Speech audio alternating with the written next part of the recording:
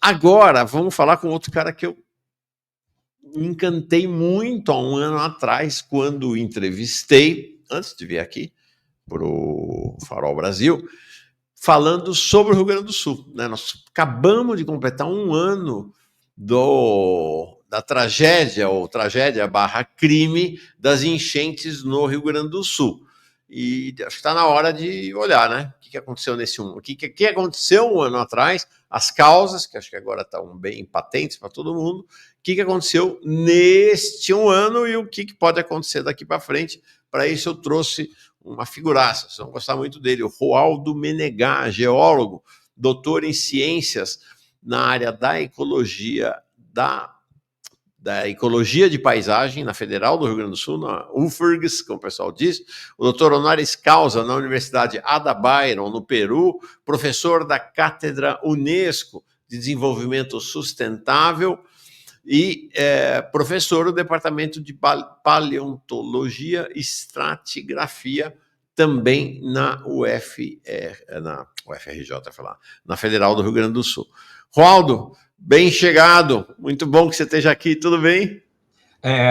Bom dia, Mauro Lopes, toda a audiência. É um prazer enorme, é meu de estar aqui contigo, né? Um grande ícone do jornalismo libertário brasileiro, jornalismo crítico, né? Que tanto nos faz falta. Obrigado. Não, e você, cara, gostei muito. Tá igualzinho um ano depois, Roaldo, que bom. Você também, né? Muito obrigado, mas o tempo, na verdade, passa, né, Mauro? Isso aí.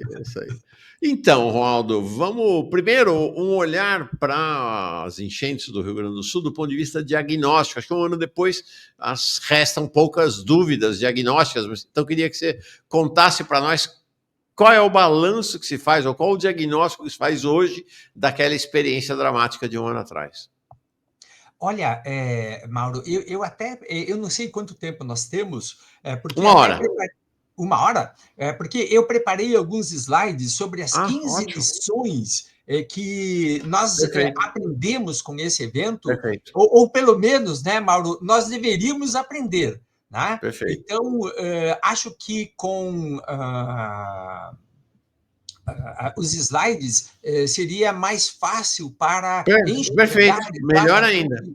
o que a Você me gente mandou os slides ou você mesmo coloca aí? Eu coloco aqui. Coloca. Então, vamos embora. Vamos Perfeito. ver aqui se temos sucesso. Um minutinho, já vou colocar aqui. Está transmitindo? Tá. Cara, o cara é bom nesse negócio, meu. Tá aí, ó, já tá aqui. Aí está o Olha que querido legal. Mauro Lopes e seu programa, em que eu tenho o privilégio de apresentar aqui de forma rápida e sintética, né, o desastre hidrogeoclimático e socioambiental no Rio Grande do Sul, que aconteceu em maio, né, do ano passado.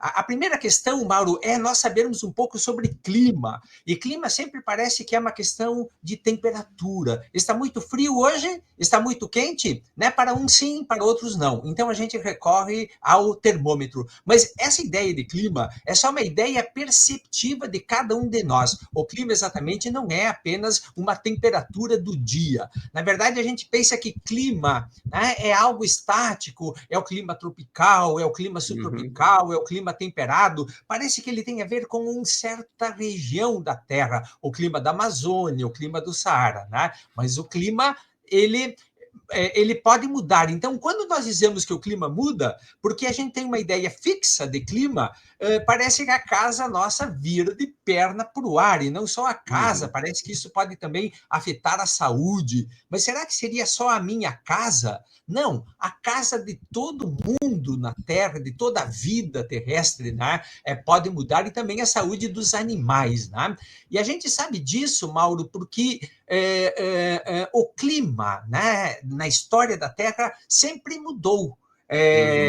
Eu sou um estudioso desses grãos aí, das rochas sedimentares, né? E são elas que nos contam sobre a mudança do clima. Mas não Você é só as geólogo, rochas. né? A tua área Isso. é Pedrinhas e pedronas, exatamente. Isso mesmo, né? A minha área é ler as pedras, né, para a gente poder entender o passado. E não só Perfeito. as pedras, também o gelo, que é um tipo de pedra. Né? Esse gelo aí, ele é, na verdade, a memória da atmosfera terrestre. Ele tem pequenas bolhas, como você está vendo ali, e cada bolha dessas tem a química da atmosfera na época em que esse gelo se formou. Né?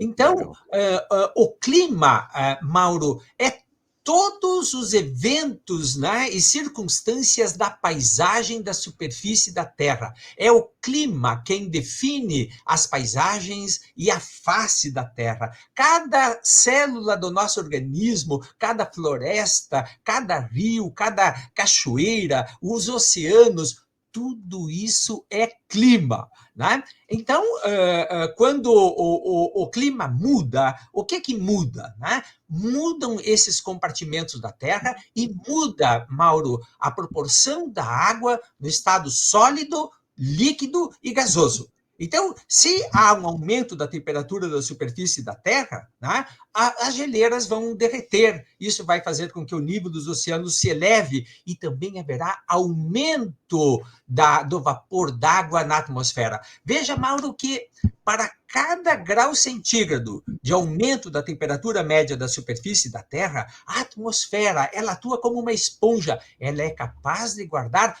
11% a mais de vapor d'água, né? nesse céu aí que nos parece sempre meio inócuo. Né? Na verdade, 11% a mais para cada grau centígrado é muito, porque então as pequenas chuvas se transformarão em grandes chuvas e as grandes chuvas se transformarão em tempestades e as tempestades se transformarão em evento extremo. Né? Então, é aqui o ponto crucial da nossa jornada. Quem primeiro soube disso, né, foi um grande cientista, o Svante Arrhenius. Né? Ele estabeleceu uma equação matemática para isso. Né? A mudança do clima, né, é também uma lei matemática como a lei de Newton. E a gente acha, então, que pode haver dúvidas sobre a mudança de clima. Não há dúvidas. Né? Na matemática não tem erro. Né? A aritmética, 1 mais 1 é 2. E na mudança do clima, então, o Arrhenius tem razão. Se aumenta a quantidade de gás carbônico na atmosfera, aqui medida desde 1958, né, que parte ali da ideia de que no período pré-industrial a concentração era de 280, hoje ela está em 424, ou seja, Mauro, a revolução industriais das principais economias dominantes do mundo, né, em especial as economias capitalistas, elas adicionaram 144 ppm. Portanto, nós estamos na metade daquilo que é necessário para duplicar a concentração desde a Revolução Industrial e, com isso, aumentar a temperatura do planeta em 4 graus. Como anda a temperatura do planeta? Veja que no ano do desastre ali no Rio Grande do Sul, a temperatura de 2024 estava em 1 grau e 64 centígrados mais alta do que no período pré-revolução industrial. Né? Então, veja ali que isso significa muito maior quantidade de vapor d'água na atmosfera e, portanto, tempos severos em maior quantidade. Olha a aceleração que teve o aumento de temperatura nos últimos 50 anos. Né? É isso que é preocupante. Então, reunindo agora todos os dados que nós medimos, mais os dados das rochas que eu estudo, mais outros dados, etc., etc., bem que, né, durante os últimos 11.700 anos, não há nenhuma temperatura similar à temperatura atual. Ou seja, a nossa temperatura atual de 1 grau e 64 centígrados maior do que a do período pré-industrial é uma temperatura que está para além dos últimos 12 mil anos, e, na verdade, Mauro, essa temperatura nós só vamos encontrar, talvez, né, há 100 mil anos atrás. Então, estamos, de fato, vivendo, né, um período bastante extraordinário, e isso vem mudar muito os nossos conceitos. Porque nós sempre pensamos que delicados são os pequenos sistemas, né?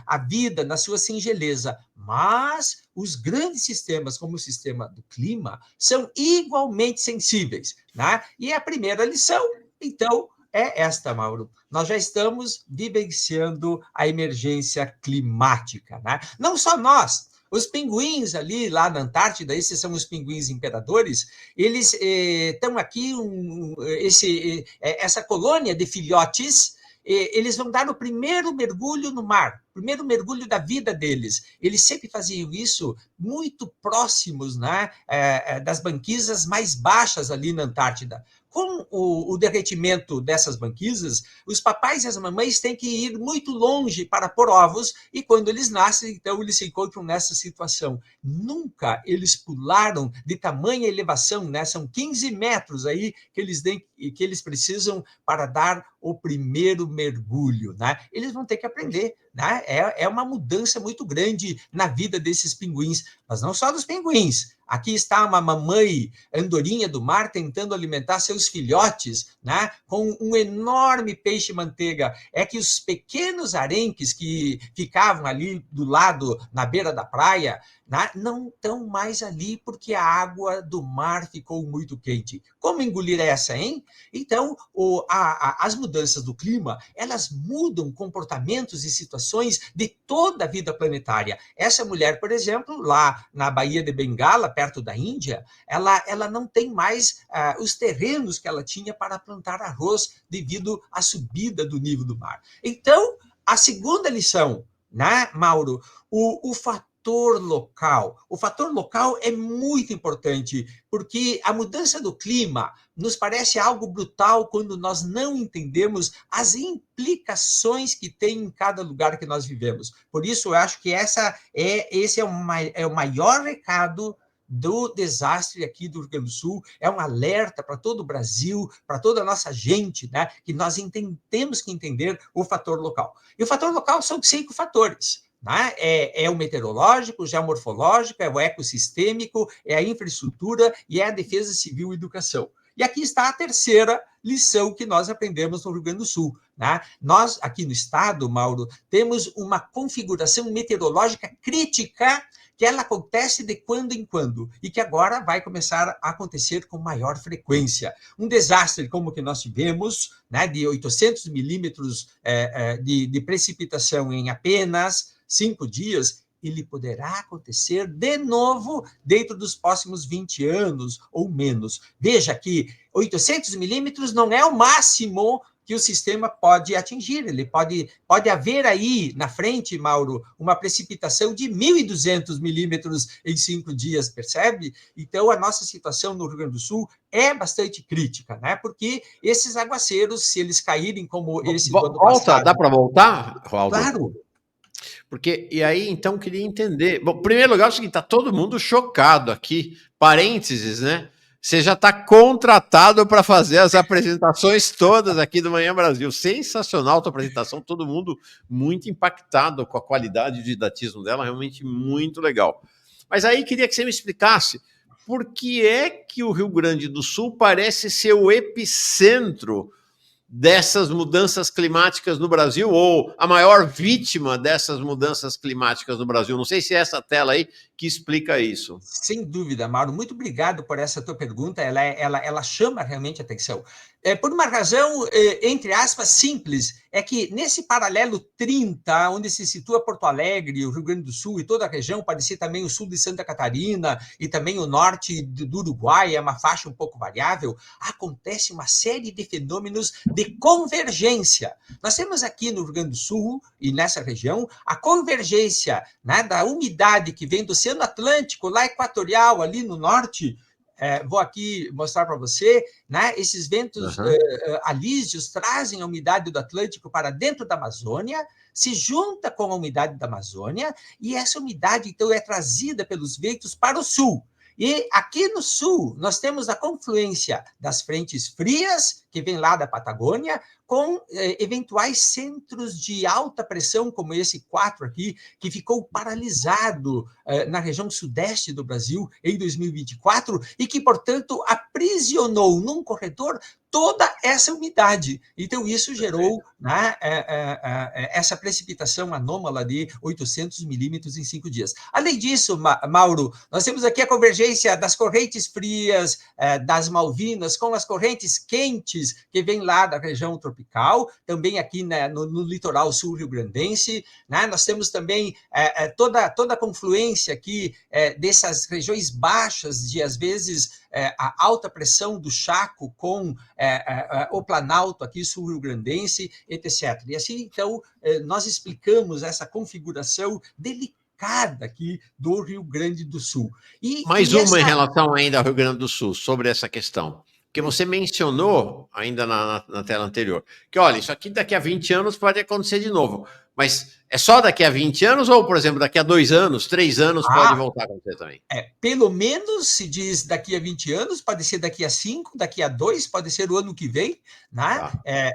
Em que essa configuração se torna possível. E nós temos outras configurações também. Mauro, o Rio Grande do Sul, de todos os estados brasileiros, é o que tem mais ameaças, né, de eventos severos. Por exemplo, além dessa configuração meteorológica, os ciclones extratropicais que acontecem aqui no litoral sul-rio-grandense, eles têm não só aumentado a frequência, mas também a intensidade. Ventos muito fortes, como tornados, têm aumentado a frequência e a intensidade.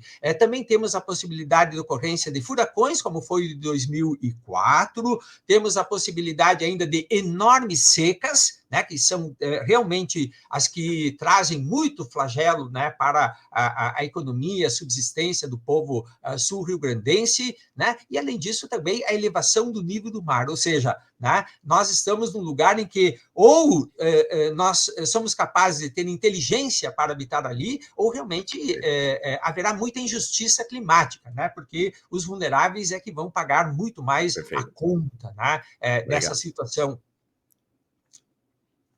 E veja que outro elemento, Mauro, é a configuração do nosso território sul-rio-grandense. Há aqui um planalto meridional, veja essa escarpa, ela é muito elevada, cerca de 1.000 metros, e esse planalto está sulcado por grandes vales. E a chuvarada toda ela aconteceu exatamente aqui, nas cabeceiras desses rios, e ela descendeu, esses rios todos, Mauro, eles convergem aqui para o delta do Jacuí, na região metropolitana. E ao descerem, né, o Planalto, eles descem por vales muito profundos, é uma espécie de tobogã de águas. E ali, então, a água subiu nada menos de 20 a 30 metros, e não só água, também deslizamento. Os cânions aí do Rio Grande do Sul e Santa Catarina?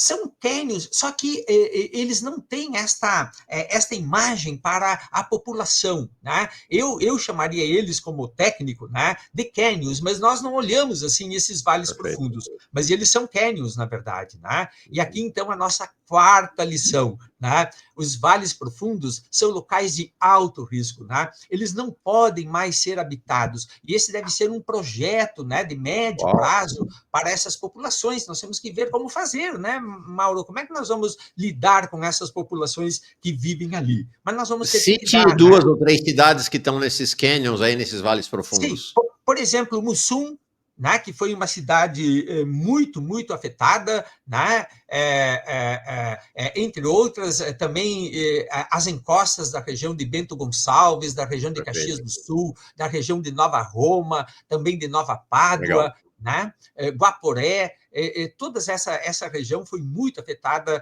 porque ocorreram nada menos de 17.000 cicatrizes, né, de deslizamento de encostas nessa região. É algo assim inimaginável. Veja, Mauro, que aqui tem um aspecto muito importante, porque, em geral, a grande imprensa, enfim, né, divulga isso como uma enchente, mas aqui houve muito mais do que uma enchente, muito mais do que uma inundação, né, porque essa terra, né, esse deslizamento de encosta, eles acabaram aumentando a densidade da água. Aqui, nesse momento, né, do evento, nessa enxurrada, essa água ela passou a ter, para cada metro cúbico, nada menos do que 200 quilogramas a mais de detritos, ou seja, é uma água pesada, muito pesada, e depois nós vamos ver as consequências disso, né? Então, todo esse aguaceiro, ele converge como um funil para a região de Porto Alegre, onde está o Delta do Jacuí e o Lago Guaíba, e o Lago Guaíba, então, funciona como uma bacia, um meio estagnante, e nesse momento, então, a água não escoou e ela, então, se concentrou na base do funil, inundando toda a região, inundando toda a região metropolitana de Porto Alegre, aqui você pode ver, né? Formando, então, um lago com mais de 800 quilômetros quadrados, né, de extensão, impactando 4 milhões e meio de pessoas. Claro que impactando muito mais as mais vulneráveis. Então, aqui é a quinta lição. A região metropolitana de Porto Alegre se situa numa planície deltaica muito, muito suscetível a grandes inundações. O próximo tema é o ecossistêmico, né? Veja que toda essa região das cabeceiras, onde aconteceu a enorme chuva, é uma região que nos últimos 20 anos, pelo menos, tem sido muito ocupada, devastada para o plantio de soja. Os rios se tornaram meros canais de escoamento de água. E isso aumentou a erosão dos solos, e, inclusive, houve regiões em que o solo inteiro foi removido, né, mostrando ali a ossatura, né, da terra, que são as rochas, como nós vemos nessa imagem aqui inferior, lá nas cabeceiras do rio Caí. E não só o plantio de soja, também nas regiões periurbanas, o aterramento de banhados, como aqui em Eldorado do Sul, que foi uma cidade muito afetada, praticamente 95% dessa cidade foi inundada, né? Mas aqui está a causa, que é a ocupação de banhados, ou seja,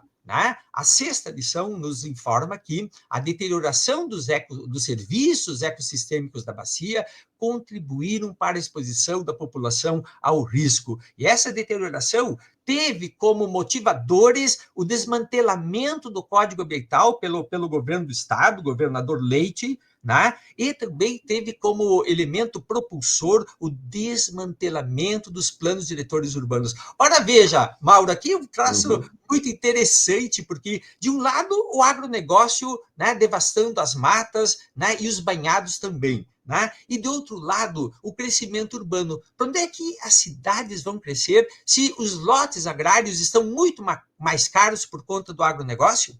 Então, as cidades, né, por conta do desmantelamento dos planos diretores, foram empurradas para as zonas ribeirinhas, expondo a população a um enorme risco. Né? Então, isso tudo aumentou enormemente a vulnerabilidade. Por fim, aqui ainda, nesse aspecto... Né? Não se apresse não, viu? Está todo mundo tão maravilhado com a tua apresentação, temos tempo. Bom. Então tá, vamos embora, então. Vamos embora, sem pressa nenhuma. Ok. Então, um outro aspecto muito importante que devemos aqui sublinhar é que, no último período no estado do Rio Grande do Sul, houve um enorme desmantelamento da infraestrutura. Eu estou falando da privatização da Companhia de Energia Elétrica, da privatização da Companhia de Abastecimento de Água. Mas não só. Vou ilustrar todo o desmantelamento do Estado e dos municípios em termos do que aconteceu em Porto Alegre. Ora, vejam, por conta do esforço dos nossos bisavós com a enchente de 41, Porto Alegre é a cidade que tem o maior sistema de prevenção contra inundações e enchentes, né? Que é esse sistema que você está vendo ali. Nós temos 24 quilômetros de diques externos, esse que margeia aqui o corpo d'água, e mais em torno de 40 quilômetros de diques internos, que acompanham os riachos para dentro da cidade, né? De forma que é um sistema robusto, com 24 casas de bomba, esses quadradinhos em vermelho aí. Então, o que deveria Porto Alegre era, então, a nossa Holanda, né?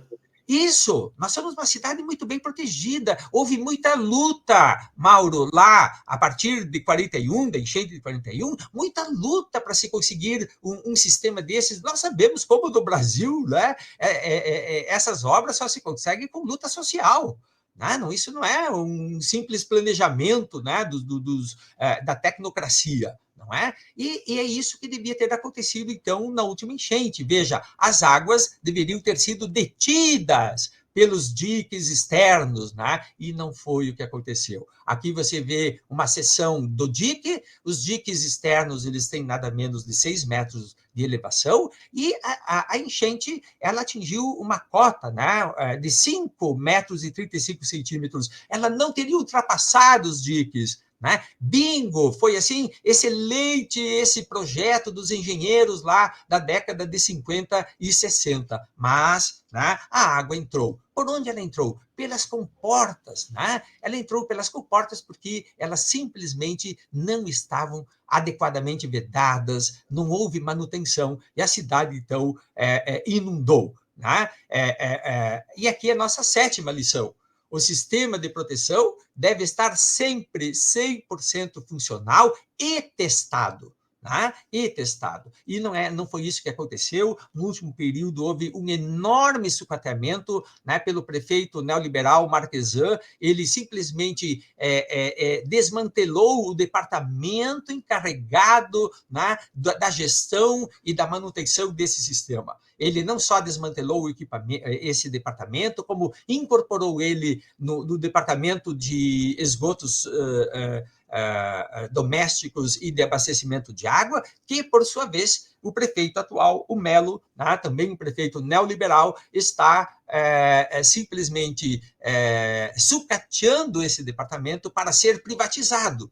Então, veja que hoje nós conseguimos entender que a falta de manutenção não foi assim um desaviso, uma coisa, né, não intencional. Ela foi intencional. Né? Por quê? Porque todo esse sistema está sendo sucateado para ser privatizado. Né? Então, esse é o preço, né, da privatização. E aqui, Ou seja, se a avaliação. tivesse funcionando direitinho, não teria tido a enchente. Exatamente. Veja, Mauro, que o prefeito de Porto Alegre perdeu a oportunidade histórica de dizer o seguinte, em que pese o enorme aguaceiro que caiu, que precipitou no Rio Grande do Sul, Porto Alegre não foi inundada graças, né, ao nosso sistema, o sistema dos nossos bisavós, e mantido, né, com todo cuidado e perícia, né, pela nossa Perfeito. equipe municipal. Ele perdeu uma chance histórica de ter feito, né, história no Brasil, no mundo, né, de como se deveria fazer. Né? E, por outro lado, foi para as páginas da história, né, como praticamente alguém que ocasionou, né, provocou essa grande inundação na cidade de Porto Alegre. Aqui vocês estão vendo toda a região, então, norte aqui de Porto Alegre inundada, e o colapso foi total. Né?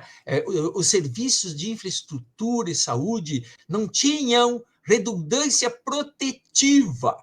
Né? Houve, digamos, talvez um excesso de confiança exclusiva no muro, que o muro nos salvaria, mas um muro com manutenção. Ocorre que o muro estava sem manutenção. Então, o aeroporto inundou, a rodoviária inundou, hospitais inundaram. Né? Então, quando isso acontece,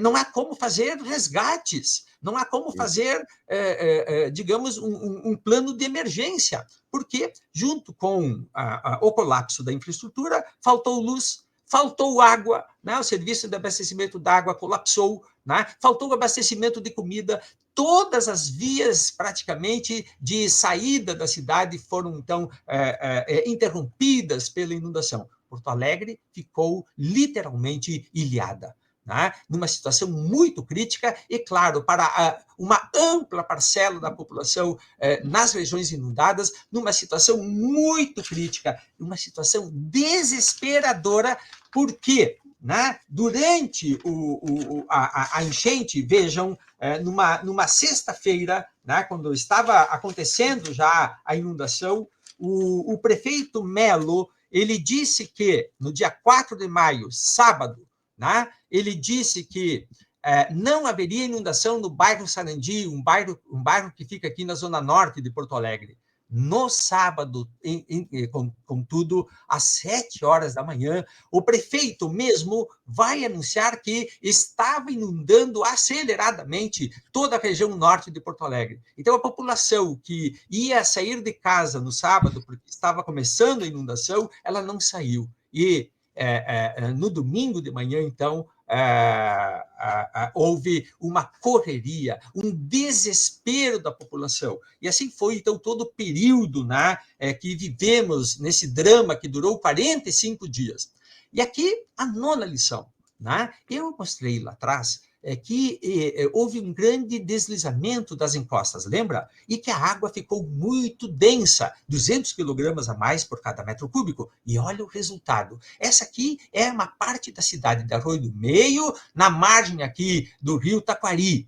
Essa cidade não foi simplesmente inundada. A inundação, veja bem, a água, ela ocupa a cidade, ela sobe de nível, ela vai, claro, manchar as paredes, vai deteriorar os móveis, etc, etc. Mas quando a água baixa, a casa permanece ali. Aqui, as casas não permaneceram, elas foram erodidas pelo fluxo denso daquela água lamacenta. Então, isso é um aspecto muito importante, porque esse evento ele foi muito mais complexo do que uma inundação. E aqui um grande problema, Mauro, né? Porque as pessoas que estavam ali vivenciando esse momento e que moram ali há muito tempo, eu me lembro de uma frase que um senhor de 60 anos, né, ele disse, isso a gente depois teve a oportunidade de saber, né, ele disse, não tem problema, esse é o Taquari, eu conheço ele, nada demais vai nos acontecer. E exatamente a casa dele foi erodida, né, foi levada com telhado em tudo, rio abaixo. Então, a mudança do clima, esta é a lição, ela traz para a cena de nossas vidas outras potencialidades dormentes dos fluxos das águas. Aquilo que nós podemos presenciar não é algo ordinário, né? Como tem acontecido até então. E aqui está o meu exemplo, né, para vocês todos, né? O que aprendemos aqui no Rio Grande do Sul. Os eventos climáticos, né? Os eventos extremos, atenção, eles vão para além da percepção ordinária. Você acha que está vendo uma coisa que é ordinária e, na verdade, não é. Esse senhor estava no telhado de sua casa, né, quando ela foi arrastada rio abaixo por essa água densa. Né?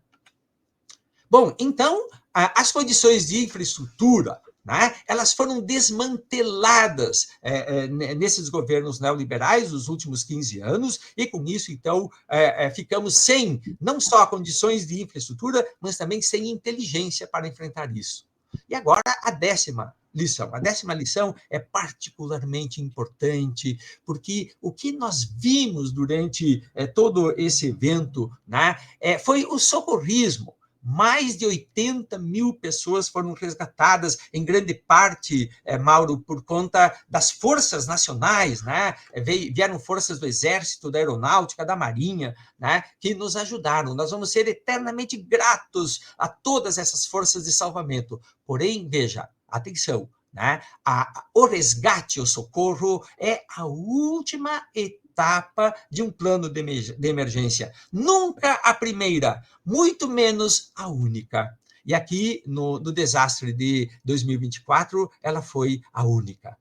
E a décima lição é que nós não podemos repetir isso, porque havia vovós no telhado, havia mamães com bebê no telhado, pessoas de altíssima vulnerabilidade. Isso não pode acontecer, isso não se chama propriamente de civilização. A nossa 11ª lição, ela tem a ver com esta cena. Aqui está o caos social, porque ali não há mais lei, não há mais ordem, então está a sociedade no seu estado natural, digamos, que caminha para a barbárie, enfim, tudo está acontecendo ali, assédio moral, assédio sexual, enfim, todas as mazelas humanas, né? Num momento em que vários oportunistas estão tentando ganhar a cena. Mas há ali, além desse desastre, né, emocional que essas pessoas estão atravessando, ali um outro desastre. Essas águas que vocês estão vendo não são águas da chuva. Né? Elas são águas que já se associaram, né, com esgotos domésticos, esgotos industriais altamente poluentes. Né? Esse é um momento de alta exposição da população, né, a um ambiente altamente tóxico, a águas altamente tóxicas. Esse é o desastre dentro do desastre. Né? Aqui um desastre, porque nada está organizado, um desastre psicossocial. Talvez esse momento aqui mais vai ficar marcado na vida das pessoas, não só a perda dos seus bens materiais, mas todo o sofrimento que elas tiveram ali, e também um outro desastre, que é a exposição enorme à contaminação. Por quê? Porque as prefeituras, particularmente, né, dos governos neoliberais, em especial, elas desmantelaram todo o sistema de gestão ambiental urbana. Né? Então, as cidades hoje, do ponto de vista ambiental, as cidades brasileiras estão colapsadas, né? Porque houve uma agressão, houve todo um movimento antiambientalista de passar a boiada, lembram? E aqui estão as consequências, né, desse movimento de agressão às leis ambientais, de desmantelamento das leis e do sistema de gestão ambiental. Nossas cidades, então, num caso desses, elas viram realmente um caos. Aqui, outra lição importante. Desastre é diferente de tragédia, né? Sempre a grande mídia fala em tragédia, é uma palavra mais comum. Mas, veja bem, a tragédia é algo que nós não temos capacidade, né, de interferir. Ela acontece de uma maneira muito extemporânea. Mas desastre não. O desastre, né, ele é sempre passível de ser entendido e de ser, de alguma maneira, evitado. Né? Por isso que se chama de desastre. O desastre é evitável. É como andar de avião. Andar de avião, quando estamos, seja lá, a 10 mil metros de altura, o perigo está ali. Né? A 10 mil metros de altura, nós estamos numa cena de perigo. Mas, mesmo assim, nós andamos de avião, eventualmente. Por quê? Porque o risco é baixo. E por que o risco é baixo? Porque as turbinas têm manutenção, porque tem todo o protocolo de manutenção, né, das condições de voo. Então, veja, né, nós podemos conviver com a ameaça climática, né, com todos esses eventos que podem acontecer, desde que nós saibamos diminuir o risco. Isso é muito importante, principalmente para as gerações jovens, para os jovens. Né? É possível enfrentar isso desde que nós entendamos esses eventos, não como tragédia, né? Como desastre. Né? E aí, então, a nossa 12ª lição. Se é assim, como ele pode acontecer? Porque não há, né, Mauro, no Estado e nem no município, planos de gestão dos riscos. Então, do meu ponto de vista, do ponto de vista técnico, de alguém que estuda profundamente isso, né, essa, para mim, é a principal falha. A principal falha, né, não é o que o prefeito diz que choveu demais. Sim, mas isso a gente sabe. A gente sabe que pode chover demais, por isso que tinha um sistema de proteção contra inundação.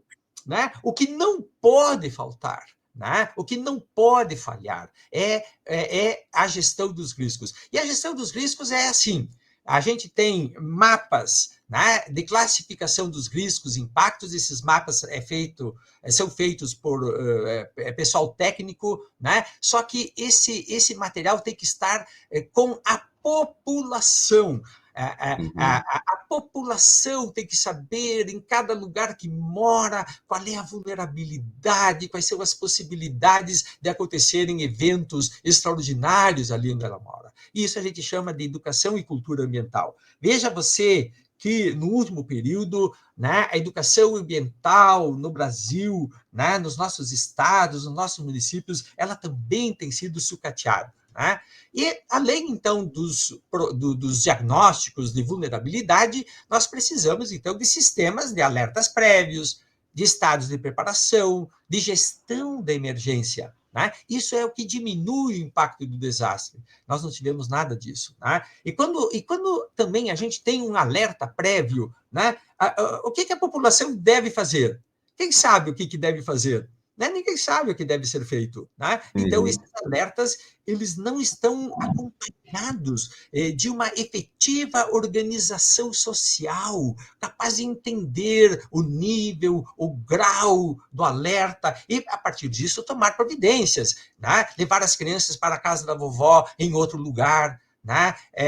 Cuidar das pessoas mais vulneráveis e já transferi-las de forma preventiva. Então, há uma série de coisas que nós podemos fazer com os alertas prévios, né, que vai diminuir muito os impactos. E, além disso, muito importante, né? É preciso que hajam compromissos políticos das nossas instituições, não só das prefeituras, mas da Câmara de Vereadores, que hoje são transformadas assim em cenáculos absurdos de discussões secundárias, né?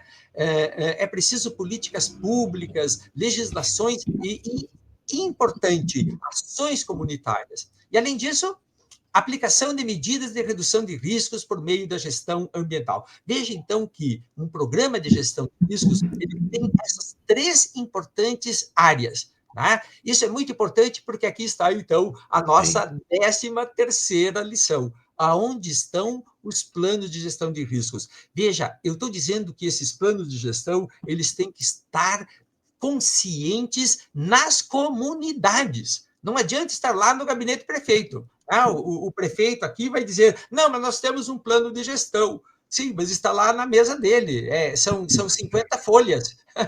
Isso não quer dizer nada. Né? Isso tem que ser um sistema que vai ensaiando, né? Que vai treinando, que vai, digamos, adquirindo uma cultura de prevenção de riscos. E aqui, então, para mim, está, Mauro, a questão crucial. Né? A questão crucial é que nós precisamos de desenvolver uma inteligência social do lugar. Essa é a estratégia comum. E o que vem a ser a inteligência social do lugar? Veja, Mauro, que nós vivemos num país altamente polarizado. Né? De um lado, forças de extrema direita, né? Negacionistas, né? e que estão destruindo o Estado e suas capacidades funcionais, né? E, de outro lado, as forças progressistas, né, que tentam resistir a isso e tentam defender uma visão da importância do bem comum, né, a importância das políticas públicas. Nesta situação, né, a cidadania brasileira hoje, né, não tem segurança de que os governos possam levar avante programas de gestão de riscos. Né? Aqui no nosso caso, Mauro, no Rio Grande do Sul, e que pese os esforços do governo federal, né, o governo estadual e municipal não tem nenhuma sintonia, eles fazem questão de não estabelecer nenhum comitê de governança comum. Então, a cidadania, né, como é que ela vai se portar diante disso? Nós não podemos mais esperar. Nós precisamos, se quisermos sobreviver no século XXI, enfrentar essa situação que está ali, nós precisamos desenvolver uma inteligência social do lugar, que ela é basicamente constituída pelas escolas, pela comunidade escolar, pelas equipes do SUS, que é uma equipe sempre muito interessante, né? Por associações comunitárias, sindicatos, pelas organizações sociais, né? Isso tudo nós temos que reunir no lugar, ali na comunidade, para que ela desenvolva, então, essas estratégias. Eu imagino, Mauro, que para isso tudo, é muito importante, para sairmos de uma situação de alta vulnerabilidade por uma gestão de riscos no médio e longo prazo, nós precisamos, né, das universidades. As universidades públicas, em especial, né, elas têm o dever, né, de ir ao encontro da sociedade. Nós precisamos desenvolver programas de extensão. As universidades, até aqui, na história brasileira, elas sempre foram muito aliadas à indústria. É preciso, nesse momento crucial, que as universidades sejam aliadas à sociedade, de suas comunidades. E como fazer isso? Por meio dos programas de extensão, aonde nos municípios, lá nos fundões, do Brasil, né, e do Rio Grande do Sul, aqui em particular, as universidades, os institutos federais, junto com prefeituras e comunidades, possam ter um escritório de apoio aos municípios, aonde ali, então, teremos uma produção do conhecimento no contexto de seu uso. Para mim, esse é o principal ponto para fazer uma virada cultural que nós precisamos, né, na sociedade brasileira para entender esse momento que nós estamos. Essa é a 15ª, então, lição em que nós podemos realizar no que eu estou chamando, né, de reestruturação dos territórios de transição climática. Nós não temos que produzir uma ideia de que vamos voltar ao normal. Não, nós vamos voltar para uma situação em que nós precisamos fazer essa transição de rever o modo como nós ocupamos nossas cidades, nossos territórios, né? Produzindo novos tipos de conhecimento, novos tipos de visões de uso, né, da paisagem do território, e com isso ter novas opções, inclusive econômicas, né? Aqui, para mim, estaria um importante papel que as universidades podem ter, do tipo quase como aquele que teve o projeto Rondon no passado, né? Que foi levar saúde lá para os fundões do Brasil. Hoje não é mais a saúde que é a questão hoje são questões técnicas, questões relacionadas com o clima, com o uso do território. Assim, os territórios de transição climática, eles são diferentes para cada caso. Não há uma receita comum, não há uma bula, né? Não há um projeto que você vai lá no exterior, como fez o governador do estado, foi lá na Holanda para ver os projetos da Holanda. Não, nós temos que ver as nossas comunidades aqui, a situação que elas estão aqui. Nós temos situações que são exclusivas nossas, né? E isso, então, tudo significa desenvolver a inteligência social do lugar. Né? E essa inteligência, ela traz consigo, então, uma visão integrada dos geossistemas, dos ecossistemas, dos sistemas humanos e de saúde. Né? Nós precisamos olhar agora tudo isso junto. Sobreviver no século XXI não é mais apenas garantir um emprego, não é mais apenas garantir renda. Sim, isso tudo mais além. Devemos também garantir, né, segurança para a vida, né, não só para a nossa, mas também de outras espécies, no lugar em que nós vivemos. Por isso, nós precisamos um novo pacto com a Terra, né? E esse pacto é necessariamente um pacto social, né? Ele tem a ver conosco, com a maneira como nós também nos organizamos enquanto sociedade. João do Menegatti, que é isso que você trouxe para nós, homem? Que apresentação maravilhosa, todo mundo muito extasiado, chocado, realmente. Que aula, que aula. Está aqui o nosso Leandro Fortes, que apresenta junto com a Thalita, o Noite Brasil. Que aula fantástica. O Silvio Naves diz que ministro do meio ambiente ele seria. O José Esper falando, as universidades como força necessária de transformação. Isso. O Max Christian Frauendorf, mestre Roldo Menegatti, presença necessária, obrigado Mauro Lopes e Manhã Brasil, Jones e Maxwell, Flávia Paiani. Muito importante trazer e valorizar a questão ambiental, que muitas vezes é secundarizada, inclusive pela esquerda. Leonardo Paixão, parabéns pela aula, professor. Qual mudança precisamos ter no currículo das escolas estaduais, então aí não nas universidades, né? Considerando o atual projeto nefasto do empreendedorismo juvenil previsto na Base Nacional Curricular. E o Diego lembra, né? O Departamento Municipal de Águas e Esgotos de Porto Alegre só comunicou o colapso da casa de bombas quando a água já estava inundando a Cidade Baixa, o Menino Deus, no dia 6 de maio, e aí foi uma evacuação caótica. Te entrego todos esses comentários, apreciações e indagações para mais uma rodada. Waldo, por favor. Muito obrigado, Mauro. É um prazer. Preparei isso especialmente para o teu programa, para ti, né? Nossa, homem, que honra. Porque estou Obrigado. lidando aqui com um jornalista de primeira classe, né? Puxa, Que obrigado. preza uma informação muito bem articulada, muito bem pensada, né? E é isso que nós precisamos, de fato, nesse momento, na imprensa brasileira e na sociedade.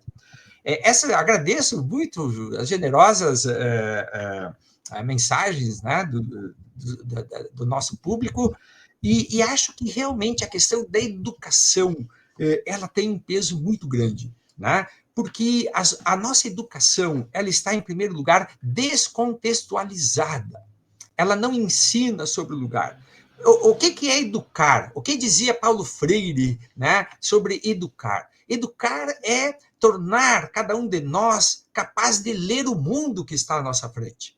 Essa é a importância da educação. Né? E nesse momento em que o clima, as mudanças climáticas, elas trazem mudanças para cada lugar em que nós estamos vivendo. Tá? Nós precisamos, então, fazer com que a educação consiga produzir, né, nos educandos, uma capacidade de ler o mundo. E essa capacidade diz respeito a ler o meio ambiente, mas, muito importante, ela também diz respeito à necessidade de convivência, né, com a comunidade onde nós estamos inseridos. Então, nós precisamos de uma educação muito mais comunitária, muito mais ligada à sua gente e ao seu território. Em Porto Alegre, durante um certo tempo, eu desenvolvi, durante 20 anos, na verdade, Mauro, eu desenvolvi nas escolas municipais, em 37 escolas, um projeto incrível que se chamava Introduzir Laboratórios de Inteligência do Ambiente Urbano. Foram em Você 37 estava em alguma escolas, função estadual, municipal ou apenas? todas É? municipais, né, sempre em bairros onde havia situação de Você vulnerabilidade, estava na né, onde prefeitura, Roaldo, nessa época? isso foi pela prefeitura que nós fizemos ainda lá em 1999, nós começamos, né? E esse projeto era feito com base no Atlas Ambiental de Porto Alegre. E o que é o Laboratório de Inteligência do Ambiente Urbano? Ele proporciona que as crianças da escola, em geral, né, do sétimo ao nono ano, elas possam desenvolver projetos em que elas vão fazer o conhecimento do território onde estão. Então, o Lial é uma sala onde as crianças e a comunidade escolar, com seus professores, desenvolvia uma litoteca, mapoteca, herbários, maquetes, fotografias, faziam enquetes com a população, né? Faziam caminhadas ecológicas e sociais para conhecer o bairro. É maravilhoso, né? Porque a escola passava a ter uma espécie de um mini museu, né, de visitação, em que os papais e as mamães iam lá visitar, e eram, então, esse é o Atlas, né? E eram introduzidas ao lugar em que viviam por seus próprios filhos. Maravilhoso. Mauro, nós atendemos mais de 50 mil crianças em 20 anos e formamos na universidade mais de 600 professores para usar o Atlas em sala de aula e formamos mais de 2.500 monitores nas escolas. Né? Depois veio Você foi o coordenador geral do Atlas, né? isso. Eu fui Legal. coordenador geral do Atlas e quem também foi introduzindo essa metodologia junto com o fabuloso professorado, né, as professoras da rede municipal, um espetáculo de pessoas, de profissionais da educação. Né? Nós conseguimos mobilizar toda a rede para isso. Então, o Diego, ali, se não me engano, perguntou que transformação curricular? Não é só curricular. É o método também de ensinar. O nosso método de ensinar tem que ser transformado, né? Porque nós estamos lidando com pessoas. O aluno, a aluna, né, é uma pessoa, ela pensa, e nós temos que desenvolver o pensamento dela. Então, os laboratórios, eles proporcionaram esta possibilidade da criança, Mauro, escolher o seu projeto pedagógico.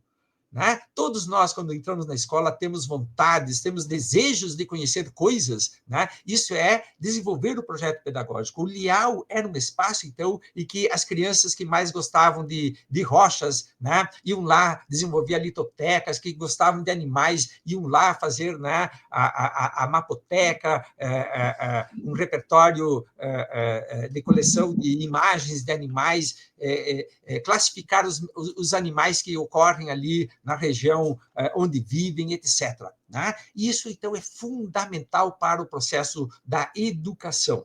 Lamentavelmente, o governo Marquesan ele extinguiu, então, os projetos, né, das escolas municipais, e nós perdemos essa que é uma das mais ricas experiências, né, de educação ambiental profunda que nós realizamos nas escolas de Porto Alegre. É possível.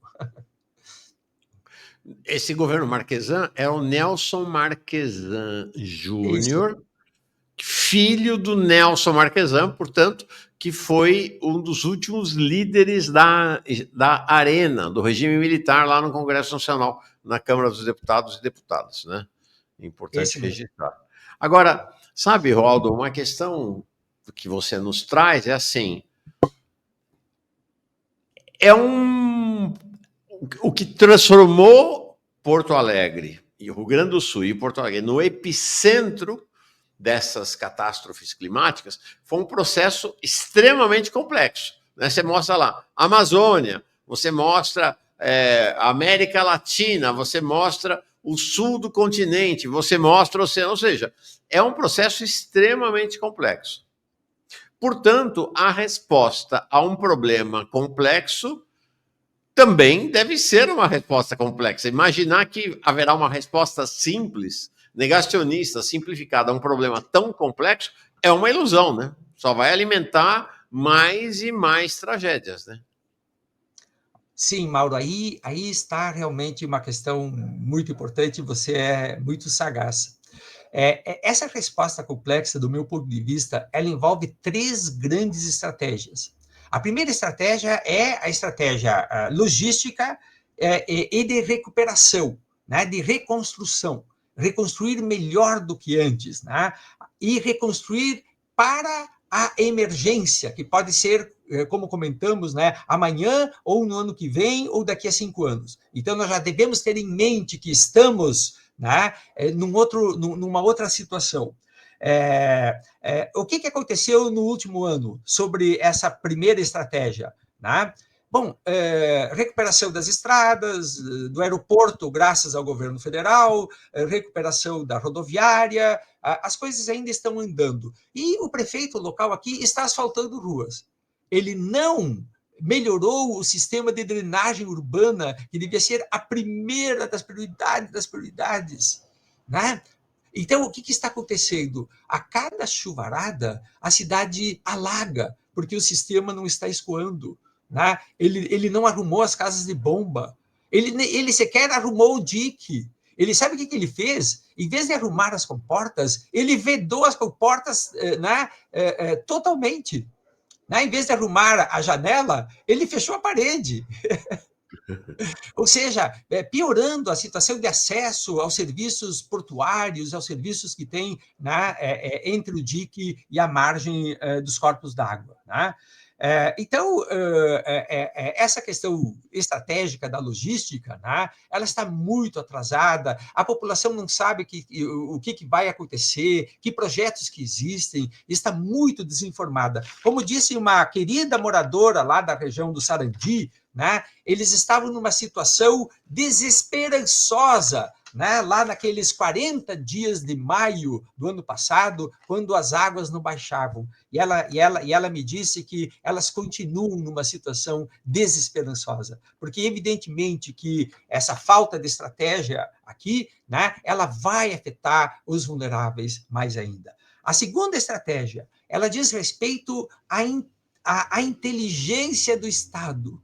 O Estado do Rio Grande do Sul perdeu toda a sua inteligência. Né? A Metroplan, que cuida da região metropolitana, foi totalmente desmantelada. A Fundação Zoobotânica, que é quem cuida dos ecossistemas, né? da sua capacidade integral, foi extinta. A FEE, que é quem cuidava dos dados estatísticos, econômicos, populacionais, sociais, foi extinta. A FEPAGRO, né, que cuidava das questões agrárias e agrícolas, etc., foi extinta.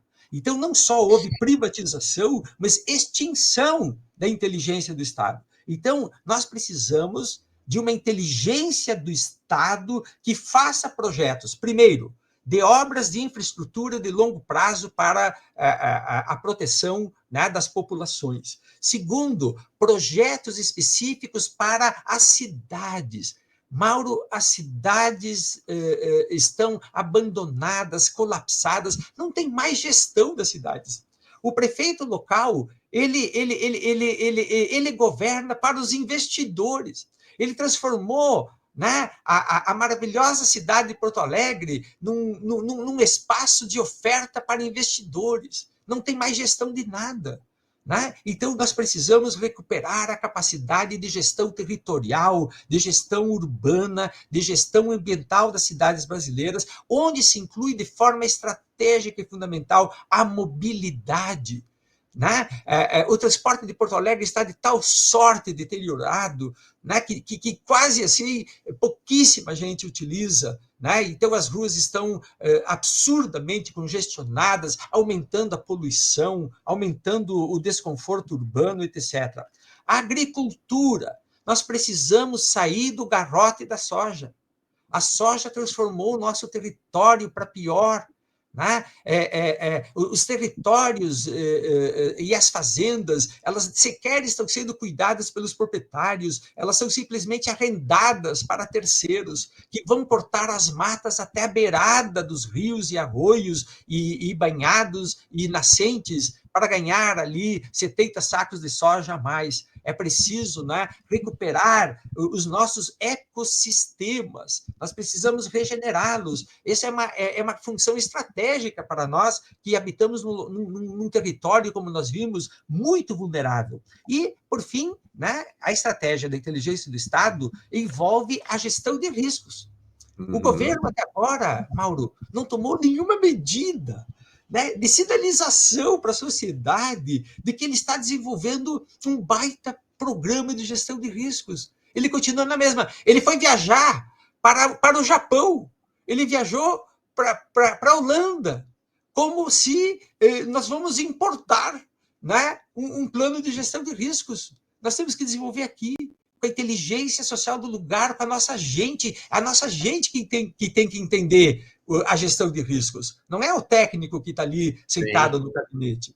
Por fim, o terceiro grupo de inteligência, que para mim é, né, tão importante quanto, né, o plano de gestão de riscos, é a inteligência da sociedade. A inteligência da sociedade é fundamental. Ora, Mauro, se a sociedade ela continuar com a percepção de que esses eventos são passageiros, né, e às vezes não é nem negacionismo aqui, né, porque não há informação, né, não há cultura da coisa, não há nada.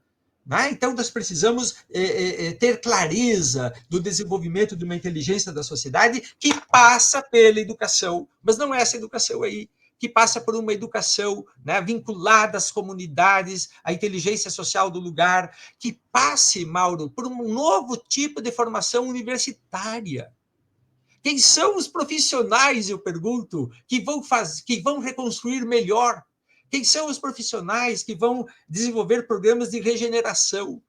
Né? Quem são os profissionais que vão trabalhar com as comunidades para terem, né, um plano de contingências e segurança? Nós não temos. Nós não temos esses profissionais. Aonde se aprende gestão de riscos nesse país? Então, nós precisamos clivar todos os currículos, né, de formação profissional com programas de gestão de riscos, como a profissão se liga com isso para formar novas gerações. Agora, nós não podemos formar isso dentro dos claustros da universidade. Nós temos que fazer essa formação lá fora, lá onde está a comunidade. Nós temos que criar uma formação profissional com muito maior vínculo com as sociedades e as comunidades do que já fizemos até aqui. Né? Então, para mim, isso é a estratégia para construirmos mapas de vulnerabilidade locais, planos de contenção locais, e que a população local se aproprie disso e seja protagonista, que ela tenha o destino da sua vida em sua mão, né, frente a todas essas adversidades que estão ali. Tá? Como eu comentei, nós podemos enfrentar isso tudo desde que nós saibamos diminuir os riscos. E a diminuição dos riscos é uma questão social. Né? E, principalmente, com isso, diminuindo, então, a injustiça climática, diminuindo a injustiça ambiental, né, que deixa sempre as populações mais vulneráveis, né, por conta própria. Né? Acho que temos aqui um programa social, humanístico, progressista, de primeira ordem nesse momento, né, que a ética do conhecimento nos convoca, Mauro, né, a termos essa clareza do que temos que fazer daqui para frente. Legal, muito legal. Olha, a Flávia Paiani diz assim: eu morava em Porto Alegre até o mês passado.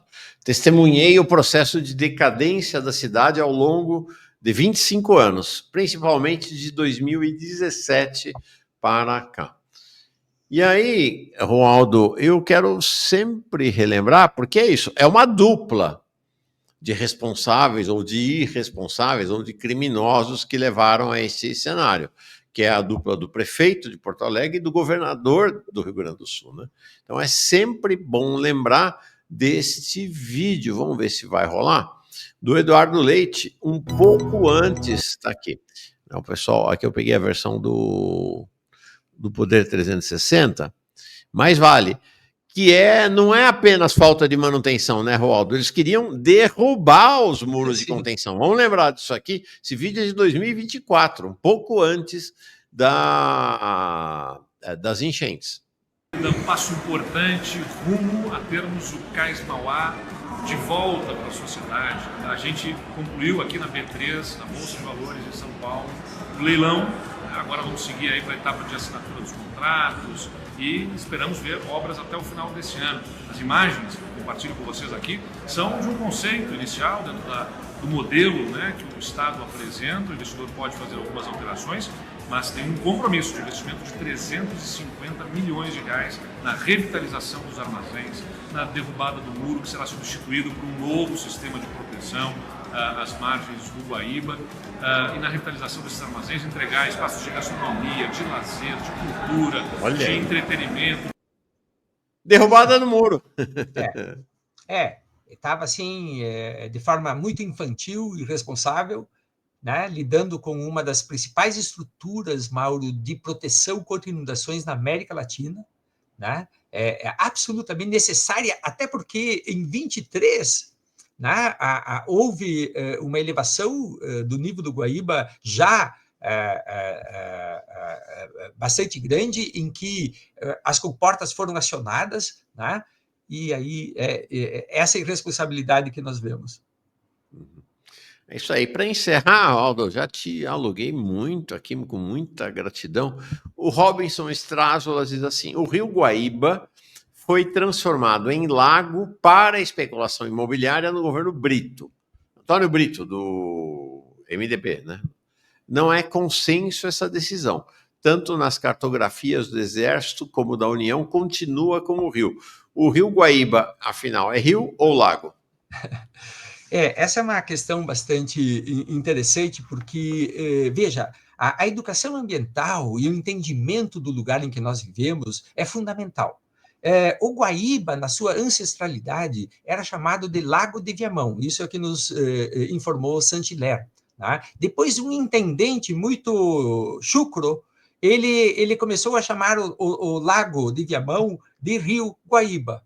Né? E essa decisão de um governante, na época em que se usava as adagas para resolver as contradições, né, ela continuou. Mas nunca houve nenhum trabalho técnico-científico que mostrasse que esse corpo d'água fosse, de fato, rio.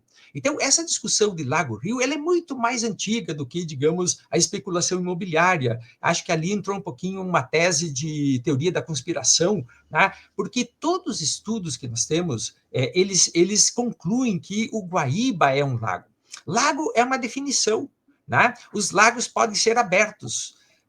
Eu acho que há muita confusão aí, porque, de fato, há uma certa correnteza no Guaíba, principalmente quando chove, quando os rios trazem água para o Guaíba, ela tem que escoar, assim como no Mediterrâneo.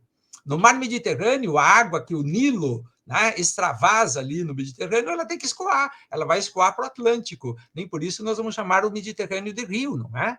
Então, a mesma coisa o Guaíba. O Guaíba é um lago aberto, né, que a água escoa para ele vinda de vários locais do estado, e ela vai para a Laguna dos Patos, que escoa, por sua vez, para o Oceano Atlântico. Nós não chamaremos a Laguna dos Patos de rio por causa disso. É uma água que extravasa por cima. Então, todos os trabalhos que têm sido feitos, eles concluem como lago. Veja, Mauro, há uma decisão da Assembleia dos Geógrafos do Brasil, havida ainda em 1958 na cidade de Santa Maria, né, que disse o seguinte, essa decisão, uma decisão né, dos grandes geógrafos, entre os quais o Absaber, né, dizendo que o Guaíba não é rio. Isso lá em 58. Né? Estamos muito longe, digamos, da ideia de especulação imobiliária. Em 1989, houve uma ardouta comissão do Estado, do governo do Estado, reunindo todas as universidades, o IBGE, né? A Secretaria de Agricultura, etc., num volumoso relatório com mais de 300 páginas, que concluiu, né, que o Guaíba é lago. Em 1978, teve uma grande comissão que implantou o Parque Estadual do Delta do Jacuí, que concluiu que o Guaíba é um lago, e depois o Atlas Ambiental de Porto Alegre, né, em que também concluímos que o Guaíba é lago. Agora, veja, né, há o uso da definição. A pergunta que eu faço, e que é muito importante, é por que o Rio Grande do Sul, que é o estado brasileiro com o maior número de lagoas, que é uma fortuna ambiental, é uma paisagem assim espetacular. Nós temos 4 grandes lagoas: a Lagoa dos Patos, a Lagoa Mirim, a Lagoa Mangueira, a Lagoa do Casamento e o Lago Guaíba. 5, botei mais uma, né? E temos centenas, Mauro, de lagoas, lagoinhas, etc, etc. É uma coisa fabulosa o que é o nosso litoral, a nossa planície costeira. A pergunta é, por que um estado com esta exuberante paisagem lacustrina não tem, né, um programa de proteção das lagoas? Essa é a pergunta. E eu vou dizer por quê. Porque as regiões perilacustrinas do Rio Grande do Sul, onde tem os banhados, estão ocupadas pela risicultura. Então, aí está uma questão de classe, de poder de classe social, que pressiona, então, a intelectualidade sul-rio-grandense, né, a não entrar nesse terreno. Porque se o Guaíba é lago, e nós precisamos, claro, ter uma proteção para esse lago, por óbvio, né, nós precisamos para todas as lagoas do Rio Grande do Sul, e aí, então, nós vamos bater de frente com, digamos, um manejo, muitas vezes, quando não sempre, inadequado dos nossos recursos lacustrinos. Né? Nossa, que aula! Tô sem fôlego aqui, acho que todo mundo sem fôlego, né? Grande Roaldo Menegatti, vamos marcar mais vezes. Eu não vou ficar um ano sem te chamar, não. Nossa, bora. Bom, usa meu WhatsApp, né? Ele está isso aí.